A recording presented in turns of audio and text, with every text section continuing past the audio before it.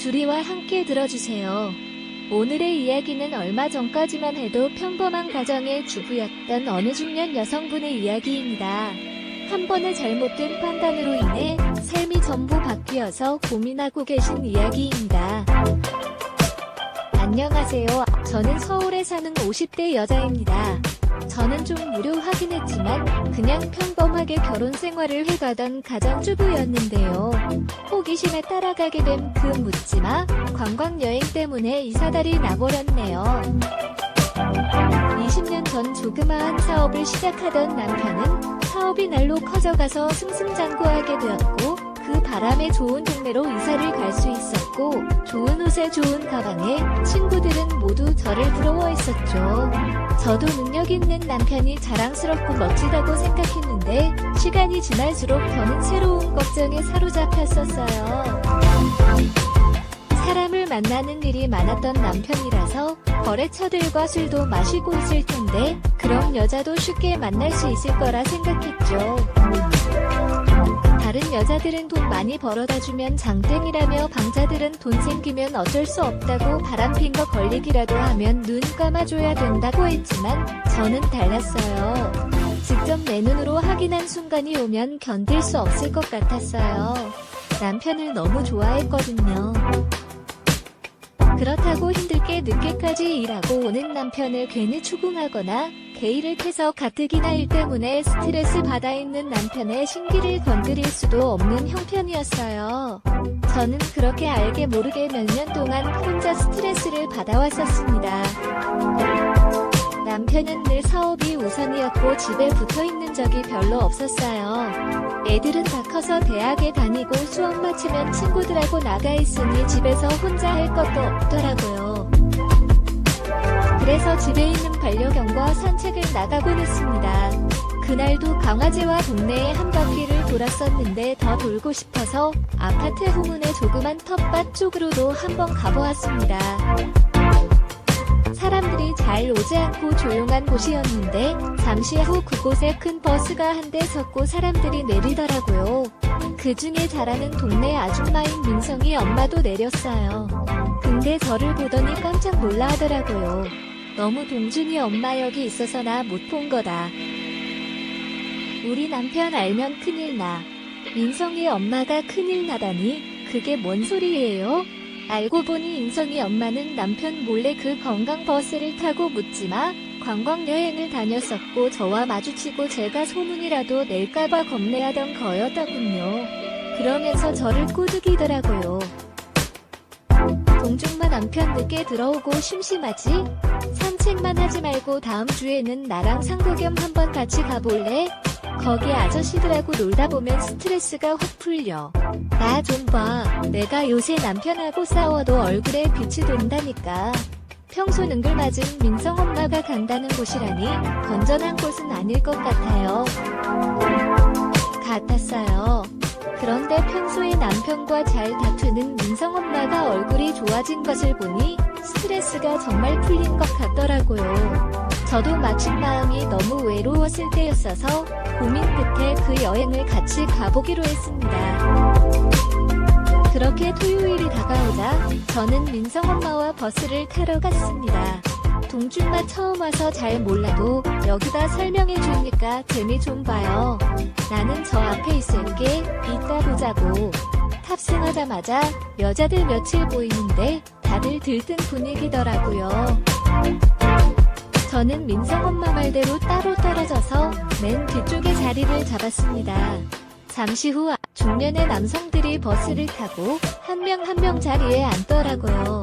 제 옆에도 한 남자가 앉았는데 중후한 멋이 나는데 인상이 괜찮았습니다. 안녕하세요. 반가워요. 오늘 편하게 놀아봅시다네. 반갑습니다. 번호를 안내해줬는데 저는 15번이더라고요. 잠시 후 마이크를 든 사회자가 이제부터 시작이라면서 하더니 신나는 노래와 함께 게임을 시작하더라도 여기저기서 사람들의 웃음소리가 들리고 끈적끈적한 게임을 할 때에는 보호하며 아우성도 들렸습니다. 처음에는 어색했지만 저와 같이 있는 파트너가 너무 편하게 대해줘서 금방 적응했습니다.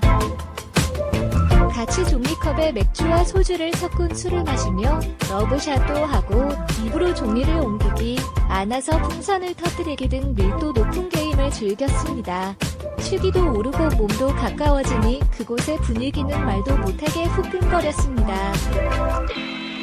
잠시 후 산에 도착해서 등산도 하고 휴식의 시간을 주더라고요. 이전에 민성 엄마가 서로 마음에 드는 파트너와 같이 보내는 시간이라고 미리 귀띔해줘서 그 시간이 다가오자 버스 안에서 파트너를 했던 남성 중 한 명이 저에게 왔어요. 15번님, 또 뵙네요. 이 시간만 기다렸어요. 다른 여성분들과 모든 게 재미없었거든요. 저와 같이 걸어보실래요? 아, 네, 좋아요. 그렇게 저는 파트너였던 그 남성과 한참을 걸으면서 이런저런 얘기를 나눴는데 그분은 아내분과 사별을 했다고 해요.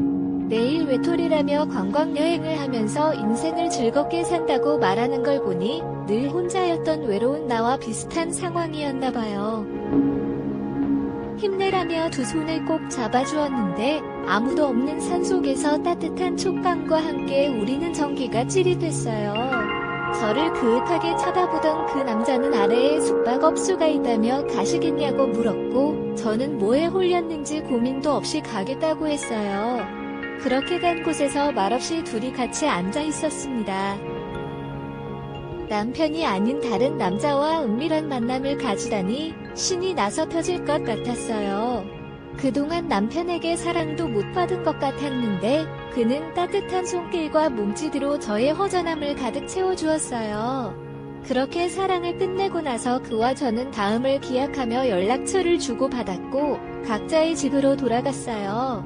남편은 어차피 주말에도 일터에 있는 사람이라 당연히 집에 아무도 없었고 오자마자 아까 그 남성과 잘 도착했다고 문자를 주고받았어요.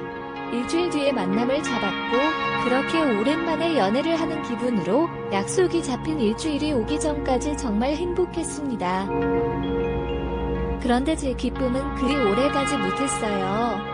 그와 약속한 날인 토요일 하루 전 모처럼 일찍 온 남편과 둘이 저녁을 먹고 있는데 밖에서 누군가 문을 쾅쾅 두드리는 거예요. 나가보니 잔뜩 불쌍한 민성 엄마와 화끈한 얼굴인 민성 아빠가 저희 집에 찾아왔어요. 동준 어머니 사람 말이 사실입니까? 그게 무슨 소리시죠? 이 사람이 묻지마 여행 가서 외간 남자랑 자고 온 거 들켰는데 동준 엄마가 같이 가자고 했다는데 맞냐고요. 순간 머리가 하얘졌습니다. 같이 간 건 맞는데 가자고 꼬드긴 건 민성 엄마잖아요. 그런데 본인이 곤란한 상황에 처하자 저를 팔아버린 거였어요.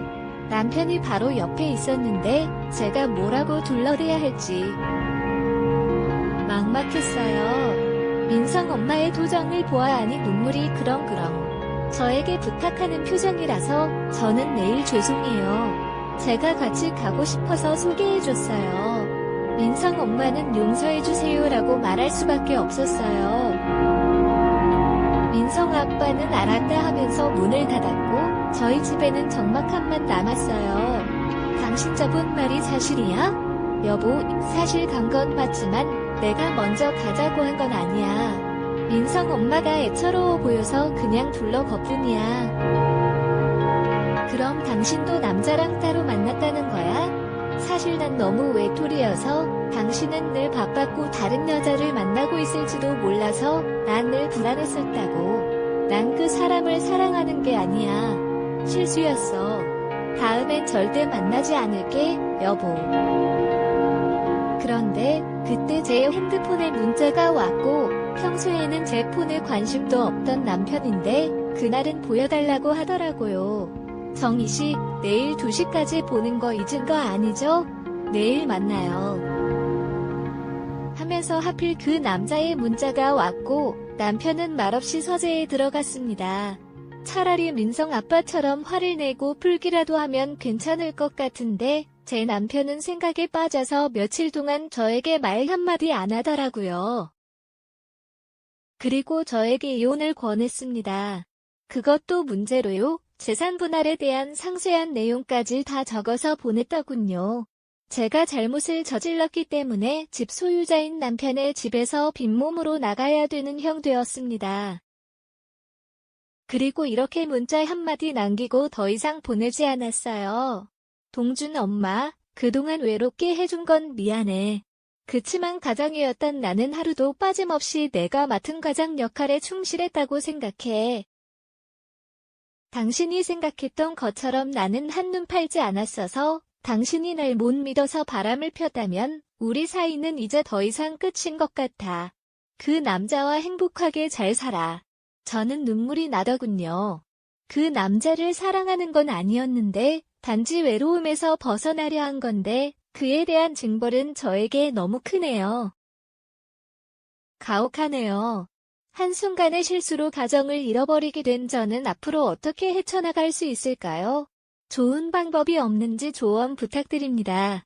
오늘 준비한 사연은 여기까지입니다.